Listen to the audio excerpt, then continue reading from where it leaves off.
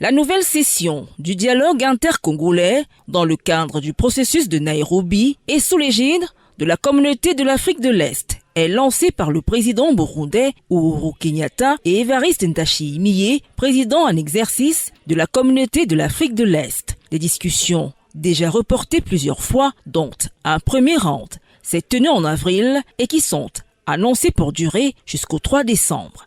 Il n'y a pas de certitude sur la date du début effectif des consultations ni sur la liste des participants qui n'a pas été communiquée ce 27 novembre. Le M23 indiquait ne pas avoir été convié à Nairobi. Le gouvernement de Kinshasa, qui le qualifie de mouvement terroriste, refuse le principe de négociation directe tant que le M23 ne s'est pas replié des territoires qu'il occupe, ce que ce groupe rebelle refuse de faire. Ils sont plus d'une centaine de groupes armés à sévir dans l'est de la République démocratique du Congo.